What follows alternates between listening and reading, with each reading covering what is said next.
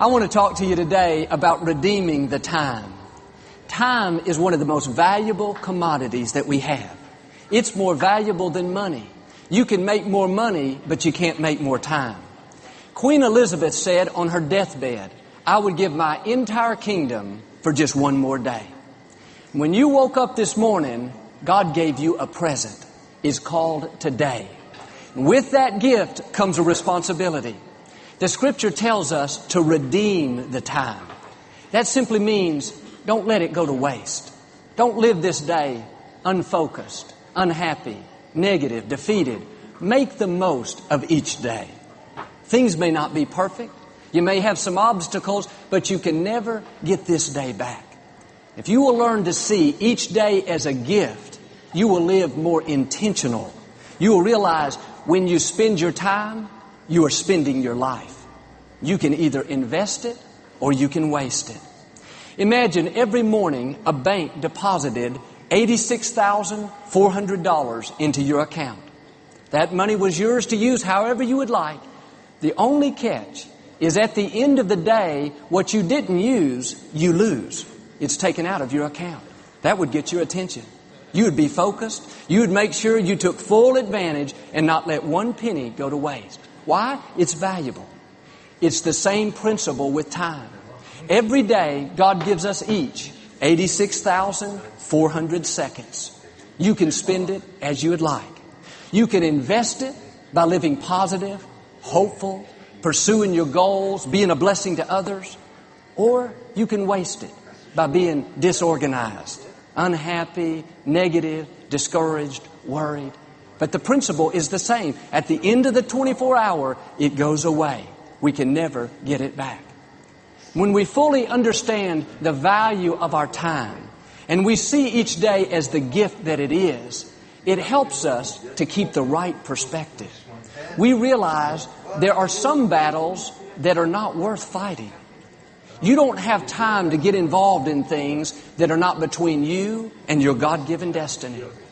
And if somebody has a problem with you, as long as you're being your best, doing what you believe God put in your heart, with all due respect, that's their problem and not yours. You don't have to resolve conflict with every person. Some people don't want to be at peace with you. That's just a distraction. And when you realize your time is limited, you don't respond to every critic. You don't waste your time trying to convince people to like you that are never going to like you. You accept the fact that not everyone is going to understand you. Not everyone is going to give you their approval, but that's okay. You just run your race. When you're redeeming your time, you're not trying to keep someone happy that's never going to be happy. There are people that no matter what you do for them, it's not going to be enough. No matter how many times you rescue them, no matter how many favors you do, sooner or later, they're going to find fault with you and end up being unhappy. But understand, their happiness is not your responsibility. You should be kind, you should be respectful, but your attitude should be, if you don't want to be happy, that's fine, but you're not going to keep me from being happy. I know this day is a gift, and I'm not going to waste it trying to fix somebody that doesn't want to be fixed or trying to change something that I cannot change. Friends, you have a responsibility to redeem the time that God has given you. He's entrusted you with His life. He's breathed His breath into you. He's put gifts and talents on the inside. You have seeds of greatness. You didn't just show up on planet Earth. You're a person of destiny. You have an assignment with a purpose to fulfill. And with this gift of life comes a responsibility to develop your talents, to pursue your God-given goals, to become everything that He's created you to be. And on a regular basis, you need to reevaluate what you're doing and how you're spending your time. Refocus your life. Let go of any distractions. Shake off any self-pity, any discouragement, any disappointments, and run your race with purpose. Friends, God did not put you here to be controlled by somebody else. He didn't put you here to drag through the day and barely make it. You were not created to have to constantly try to convince someone to like you.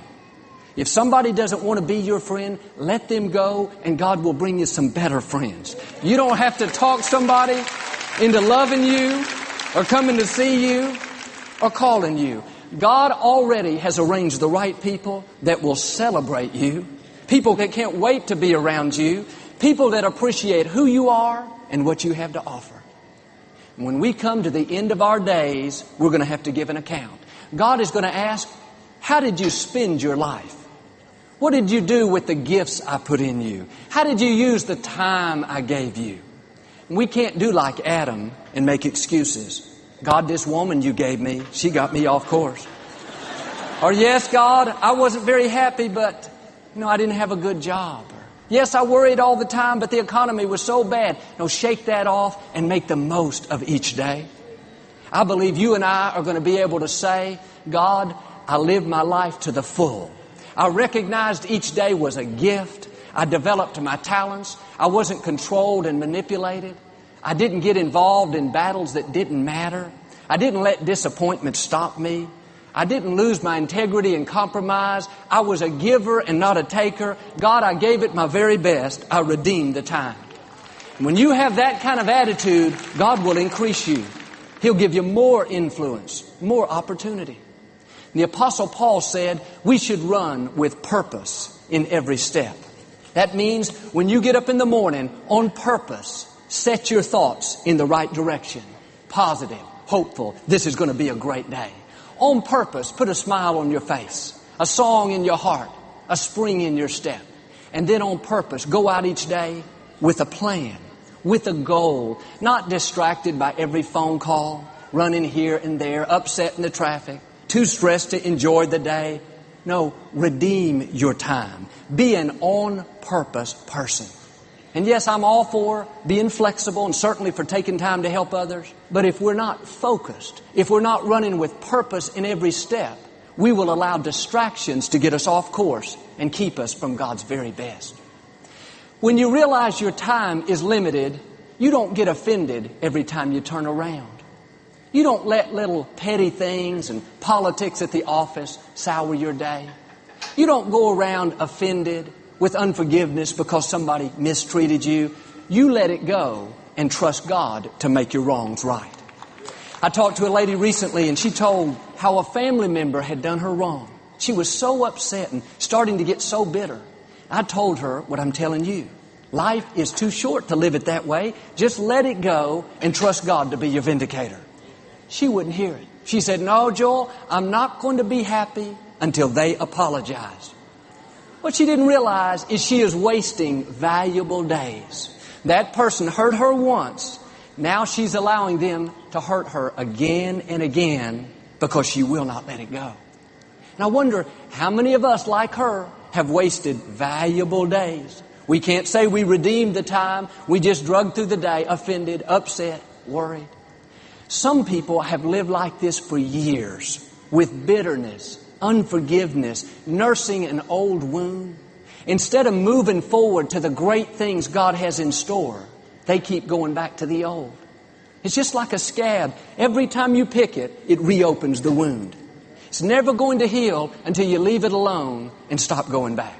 What am I saying? Quit reliving the hurts and pains of your past. When those pictures come up on the movie screen of your mind, the good news is you've got the remote control. Change the channel. You can choose what you want to dwell on. Do you realize how much energy it takes to be bitter? Do you know how much emotional energy it takes to hold a grudge? We only have a certain amount for each day. If we use our emotional energy for the wrong purposes, focused on the negative, dwelling on who hurt us, we're not going to have the energy we need for the right purposes. We're not going to make the best decisions. We're not going to be as creative. Our gifts and talents won't come out to the full. We're not only doing ourselves a disservice, but we're doing our family, our friends a disservice. We're not redeeming the time. Well, you say, Joel, I'm not going to be happy until they get what they deserve. That's only fair. Or I can't enjoy my life until my coworkers stop talking about me. Listen, we can't control any of that. You cannot control what people do or what they say. You can only control yourself. If you're allowing that to upset you, to cause you to go around bitter and angry, then you are giving away your power. You're letting them control you. And the scripture says, don't let the sun go down on your anger. And the reason many people have no joy, no enthusiasm, is because they go to bed every night with unforgiveness, dwelling on their hurts and pains, reliving their disappointments. And when you go to bed like that with a cluttered mind, focused on the negative, then when your sun comes up the next morning, it's clouded by all these things you brought over from yesterday. It's just like in the natural, when it's overcast outside and the clouds are blocking the sun, it's kind of dark and gloomy. That's what happens when we go to sleep with bitterness, with resentment, focused on the negative. And some people have not seen the sun shine in their life for years and years, not because it's not up there, not because God doesn't have great things in their future, but simply because they keep letting their sun go down with all these negative things on it. And the problem is, if it goes down with resentment, it comes up with resentment. If you go to bed with self-pity, you're going to wake up with self-pity. That's what's blocking God's blessings. It's stopping you from seeing the bright, clear future that God has in store. And if you want those dark clouds to go away, if you want the sun to shine brightly in your life once again, it's totally up to you. You control the weather. You control the clouds. Here's the key. Every night before you go to bed, just look up and say, Father, I am releasing every negative thing that happened to me today. I'm forgiving every person that hurt me. I'm forgiving myself for mistakes I've made. I'm releasing every disappointment, every worry, every hurt. And I'm not going to bed angry, upset, in self-pity. I give it to you and I lay down in peace. When you do that, your sun is going to go down with nothing blocking it. Maybe over the years you've had things build up, and today it looks like there's layer after layer of overcast skies in your life. The good news is, if you'll just be diligent, keep releasing this every night, little by little, the clouds are going to break up and the sun will start to shine through. You'll have a new spring in your step. Your goals and dreams will come back to life. You'll have more energy. You'll feel better. You'll meet new friends. God will open up new opportunities. What's happening? Those clouds are breaking up, and the sun, God's goodness, is starting to shine through once again. No matter what you've been through in the past, you need to draw the line in the sand and say, that's it. I'm not going to bed anymore with something blocking my sun. That means you're not going to go to bed dwelling on unanswered questions. God, why did my loved one not make it? Why did my marriage not survive? God, why didn't I get that promotion that I prayed and worked so hard for? No, just let it go. When you lay down to sleep, don't take any baggage with you. Don't go to bed thinking about the disappointments of the day and what you didn't get done and what somebody said. Just clear your mind and say, God, I'm giving it all to you. I'm releasing it right now. If you'll get in a habit of doing that every night before you go to bed, then nothing is going to block that sun. It's going to shine brightly in your life. I saw an interview with a lady. She was supposed to be on the flight to Buffalo that recently crashed. None of the passengers or the crew survived. She had been booked to be on this flight, but at the last minute something came up. She missed it and took one 30 minutes later. She realizes she has been given a second chance. That could have easily been her. She talked about how that changed her perspective. Now she appreciates each day much more. She sees it as a gift. She told how she doesn't get upset as easily. Little things don't bother her. She doesn't get offended. She's much more forgiving, much more understanding, much more loving. You know what she's really saying? I don't go to bed anymore with things that are blocking my sun. I realize how limited my time is, and I'm not going to waste it in unforgiveness or in things that I can't change. I'm going to make the most of each day. That's the attitude I want us to have. We don't know how long we're going to be here. The scripture says our life is like a mist. We're here for a moment and then we're gone. And I wonder how long we'd stay offended if we knew we only had 6 months to live. I wonder how many times we'd get upset and go around worried if we knew we just had a few more weeks. Or how many days would we drag through with no passion if we knew our time was coming to an end very shortly. Most likely that would change our perspective. I saw a sign on the freeway the other day. It said, "Do you have any reason to be grateful? Just check your pulse." What's it saying? As long as you're alive, you've been given a gift. Every morning you wake up with air to breathe. Every day you can see the sunshine. Every time you hear your kids laughing and playing. Every evening you see the stars. You hear the crickets. You feel the warmth of your spouse. Let that be another reminder that God has blessed you with a gift of today. Don't take it for granted. It's funny, sometimes the things we complain about are the very things other people would love to have. We complain about the children. "Oh man, these kids are so much work. All I do is cook and clean." Do you realize some couples aren't able to have children? They'd do anything they could to have children like yours. Don't take it for granted. Or this job, Joel, it is so stressful and I just don't like my boss. Do you know how many people would love to have your job? Learn to appreciate it. Or how about this? "Joel, this husband of mine, he just gets on my nerves. We don't get along." This may surprise you. You may not even believe it. But there are some ladies that would love to have your husband. I know some of you are thinking, can I give you a phone number right now? It says in 2 Corinthians, don't squander one bit of the marvelous life God has given you. Notice that saying, don't waste one tiny bit. Don't waste another second focused on the negative and what you don't have in life. Don't waste another minute being discouraged and depressed. Don't go another day with unforgiveness and bitterness in your heart. I have people say to me all the time, "Joel, if I'd have known back then what I know now, I would have sure lived my life differently. I wouldn't have got upset so easily. I wouldn't have tried to reconcile with somebody that didn't want to reconcile with me. I wouldn't have gotten distracted and not pursued my God-given goals." You know what they're really saying? I would have been more careful and more deliberate about how I spent my time. I would have maximized each day. That's what I'm asking you to do. Take inventory of how you're spending your life. It's very sad to come to the end of our days and have to say, if I would have only chosen better friends, who knows where I would have ended up. If I'd only forgiven this person, gotten out of self-pity and gone on with my life. If I'd only taken more time for my family and not worked so much.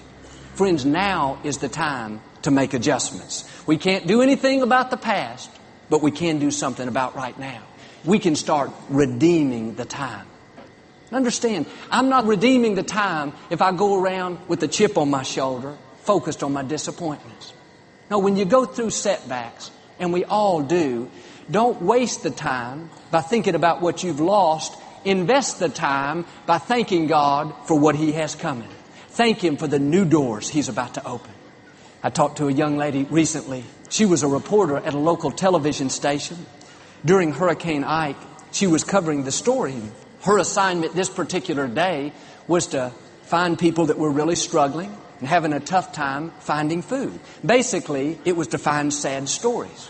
So she went to one of the local food drops where they were giving away free food, and she talked to the people in line, but nobody had a sad story. They were all grateful and believed that they were going to make it. It just so happened that Victoria and I were there with some of the Lakewood volunteers helping out. And she brought the camera over to me. Said, "Joel, tell me the worst thing that you've seen today." I said, "Yes, some people are struggling, but they have faith. They know they're going over and not under. They know they're victors and not victims. And this is going to be their best year in spite of the hurricane." She took the microphone away and said, "I knew you wouldn't tell me anything negative." She went and found Victoria. Victoria was worse than me. She said, "These people are fired up. They know God's in control. And their best days are still out in front of them." She went back to the station and told her boss, "I couldn't find any sad stories, but I got Joel and Victoria Osteen." She was so excited. She thought the boss would be thrilled, but he wasn't thrilled at all. He didn't want me and Victoria. He wanted sad, depressing stories. Long story short, that young lady got terminated over that incident. She was let go. At first she was kind of discouraged, but she understood this principle that every day is a gift from God. Instead of dragging around defeated and discouraged, she started thanking God for the new doors He was going to open, thanking Him that He had a better plan. What was she doing? Redeeming the time. not complaining, not feeling sorry for herself. She knew she wouldn't be alive if God didn't have another victory in front of her. It wasn't long after that she got a call from a very prestigious organization. They said, "We saw your report on the hurricane," the same one that caused her to get let go. They said, "We were just wondering if you'd like to come work for us and head up our whole media department and produce documentaries." That was a dream come true for her. She smiled and gave me a big hug and said, "Joel, I just want to thank you and Victoria for getting me fired." I heard somebody say, disappointments are inevitable, but misery is optional. No matter what kind of setbacks you face, no matter who does you wrong, you do not have to drag through the day defeated, upset, in self-pity. Redeem the time. Thank God that He's still in control. Thank Him for the new doors He's going to open. Understand, every person goes through the valleys, but the valleys are what lead us to higher mountains. If you never go through a valley, you'll probably not get to a higher level. But the key is, when you're in the difficult seasons, in those valleys, you got to redeem the time. Just like her, instead of complaining, instead of feeling sorry for yourself, go out and do something good for somebody else. Sow a seed. Volunteer while you're in the valley. Give somebody a ride while you're in the valley. Pray for others while you're in the valley. Usher while you're in the valley. When you sow a seed, when you invest it the right way in helping others, then those seeds that you sow are going to create the harvest you need, not just to take you out of the valley, but they're going to lead you to a higher mountain, to a level you've not been at before. David put it this way in Psalm 90, verse 12. God, teach us to number our days and realize how few they really are. Help us to spend them like we should. I'm 45 years old. It seemed like it was just yesterday that I was graduating from high school. It's been 20-something years. I don't know where the time has gone. A few years ago, I made a decision that I was not going to live another day negative, discouraged, worried, offended. I have plenty of opportunities just like you, but I do my best not to go there. That's what I'm asking you to do today. We should pray with David every day. God, help us to realize how short our time here on earth really is. I read a story by Jeffrey Davis called 1,000 Marbles. It's about a man that was listening to the radio early one Saturday morning. He was a young executive, very busy in his career. He didn't spend much time with his family. He wanted to, but he just had so much to do. This Saturday was no different. He couldn't go to his children's ball games. He had extra work at the office, plus some projects at home he needed to take care of. He was eating his breakfast as fast as he could, about to rush out for the day, when he became intrigued at a story an older gentleman was telling on the radio about how he learned to appreciate each day. This gentleman told how, when he was 55 years old, he calculated that if he were to live to be 75, he would have approximately 1,000 more Saturdays left in his lifetime. So he went to the local toy store and he bought 1,000 marbles, put them in a jar, and placed them on a desk at home. Every Saturday, without fail, he took one marble out. Month after month, year after year, he watched the marbles go down. Before he signed off on his radio program, after telling this story, he said to his listeners, "Today, I have taken out the final marble. I'm 75 years old. If I'm back here next week, as far as I'm concerned, God has given me extra time." That young executive listening, that touched his heart. He knew God was speaking to him. He ran upstairs, woke his wife up, gave her a big kiss, said, "Honey, let's go eat breakfast together this morning." She was pleasantly surprised. She said, "That'd be great, but what got into you?" He said, "Oh, nothing. I just haven't spent a Saturday with you and the kids lately. And by the way, while we're out, can we stop by the toy store? I need to pick up some marbles." What happened? All of a sudden, he realized how short his time here on earth really is. Let me ask you, how are you spending the 86,400 seconds God gives you each day? Are you investing it or are you wasting it? Are you taking time for the people you love the most? Are you allowing bitterness and unforgiveness to block your sun, to cloud your life? Are you letting others control you? Or perhaps distractions keep you from your God-given destiny? No, make the most of each day. When you get up in the morning, learn to accept the present God gives you. Thank Him for another gift of today, and then go out and live it to the full. Things may not be perfect, but that doesn't have to stop you from enjoying the day. Look at all the good things that are in your life. Enjoy the beauty of God's creation. When you go through disappointments, remember, don't let the sun go down on that disappointment. Before you go to bed, just clear out your mind and turn it over to God. If you'll run with purpose in every step, accepting and appreciating the gift of today, then you are redeeming your time. You're not only going to enjoy your life, but God is going to increase you and promote you. You're going to overcome your obstacles. You'll see your gifts and talents come out to the full. And when you come to the end of your days, you'll be able to say, I have no regrets. I have spent my life well. Amen. Do you receive that today?